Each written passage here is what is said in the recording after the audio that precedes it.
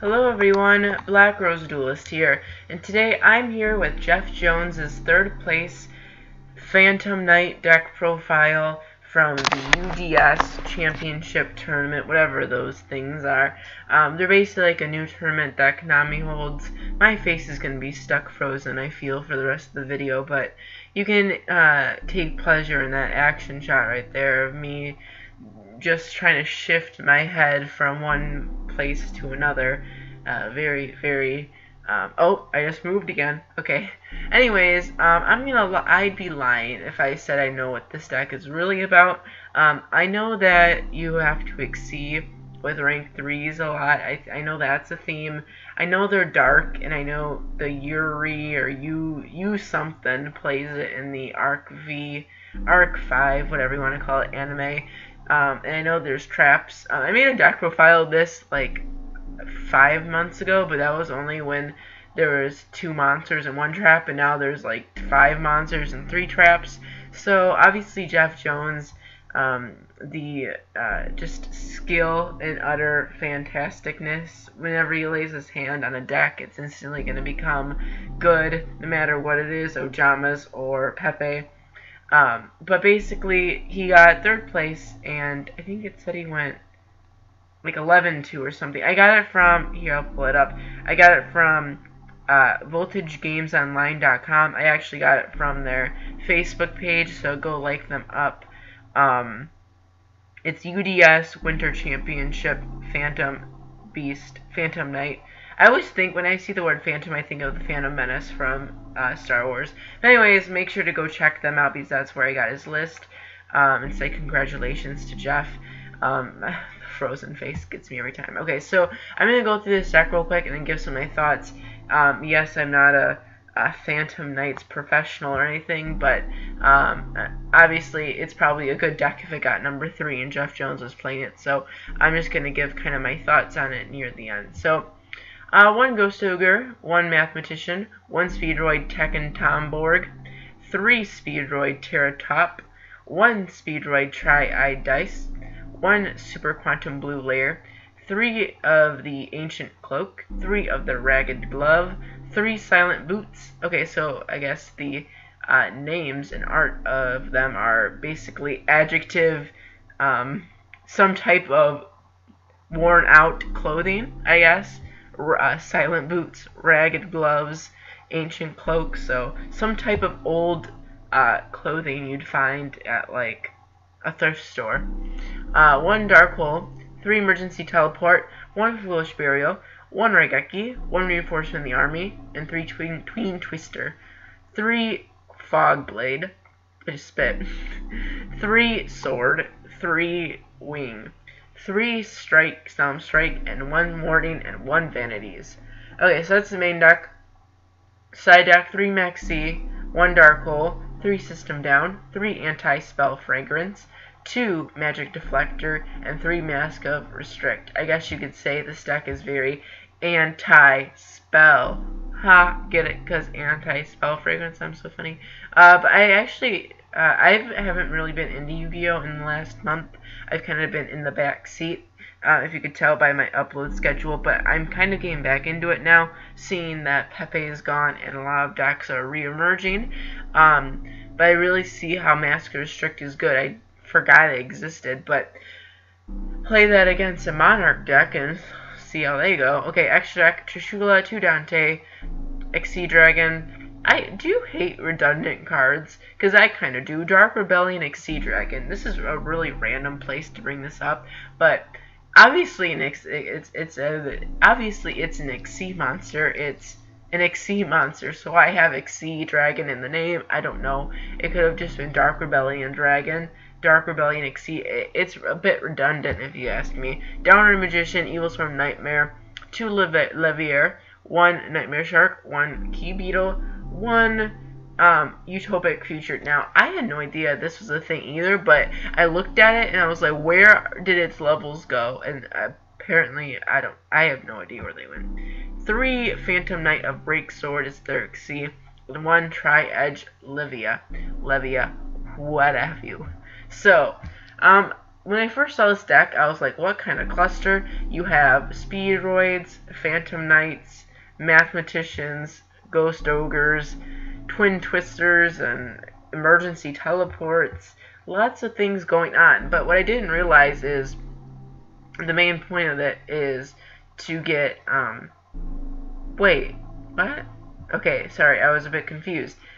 So he plays 3 E-Telly, and from what I can see, there's only 2 targets, Ghost Ogre and Blue Layer. Oh yeah, you have Super Quantums in here too. Unless I'm missing something with like the changing of attribute or type, those are the only targets I see. I'm not saying that's a bad thing though. You're likely not to draw all 3 teleports, but if you were, you wouldn't have a 3rd target, you know. So I find that interesting.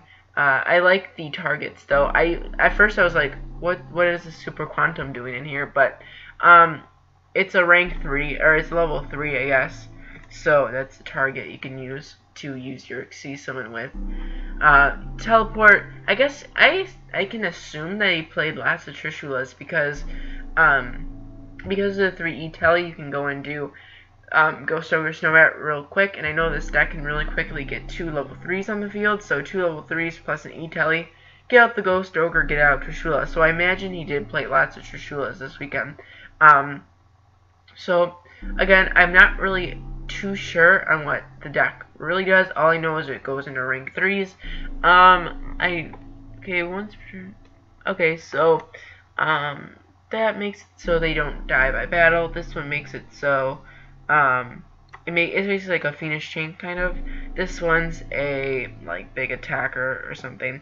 Okay, so he plays lots of good rank 3s. Obviously, the 2 Leviers I think was a good choice. The 3 of the main Xyz.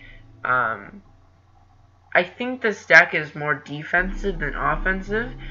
Because rank 3s in general aren't that offensive. As you can see, their attacks aren't too great, but they can help you gain advantage, and I think that's what the deck is. I think you get advantage fairly quickly and rely on your back row, because as you can see, 14 of the 41 cards are traps, which is a pretty substantial amount for trap cards. So I think the deck is more defensive, kind of mid to defensive, if you were thinking about it that way. Oh, really now? See, Dueling Network hates me. Okay.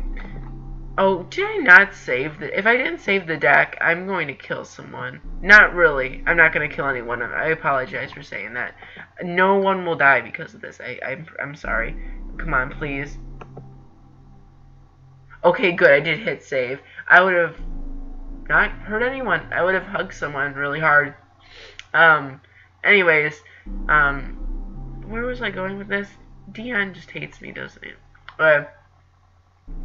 So yeah, you go on your, that's basically all there really is. You go on your rank 3s, you set up some defense, you play the traps. I really hope Jeff Jones comes out and says something about the, like how he played the deck, and maybe does an example. I have no, because I feel like I'm not the only one who has no idea what this deck is, because Wing Raiders wasn't that popular of a set, and that's where these cards all came out in. So, I'm not saying the deck is bad by any means, but I'm saying that maybe an element of shock came with his victories in a way. He's obviously Cosmo and Monarchs are kind of more the top decks right now. I'm not so sure how Phantom Knights will be tier-wise, but I'm thinking that the shock of Phantom Knights and not many people knowing what they do might have helped them in this event, and I've done that too.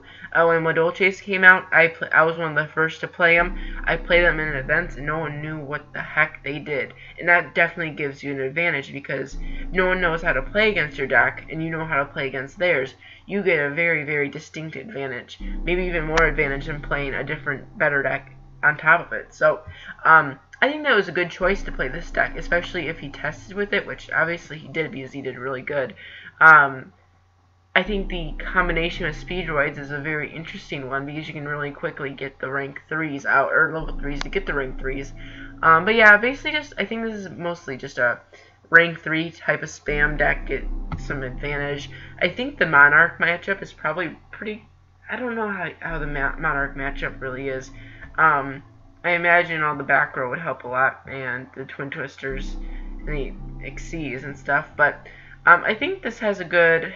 I don't know how to see. This is why I want to maybe see a report by him. Hopefully he'll do one to see how his matchups were, because I don't know how the Cosmo matchup would be, because getting around those Dark Destroyers seems pretty hard with this deck. So I'm not really for sure how he did it, but he did it. So congrats to Jeff Jones on his 3rd place at the Winter UDS Championship. Phantom Knights are a very cool deck. I'll give them that. I love their artwork. Their playstyle seems interesting. It's nice to see rank 3s coming back ever since they've been absent since Insector and lineup. So, yeah, well, actually, Brain Abyss played a lot of rank 3s. But if you enjoyed this video, I'll start to upload a lot more again. I'll bring the latest Yu-Gi-Oh news, deck profiles, duels, all that type of jazz. So if you enjoy that, hit the subscribe button. Make sure to check out Zodiac Duelist, not Zodiac Duelist. Go check them out too, but go check out voltagegamingonline.com, and make sure to like their Facebook, Voltage Games on Facebook, because that's where I found this. So gotta give them the help, or not the help, they don't need help, but give them the support that they deserve for giving this. Anyway, I'm just rambling now. Thank you for watching. Please like, comment, and subscribe, and I'll see you guys next time.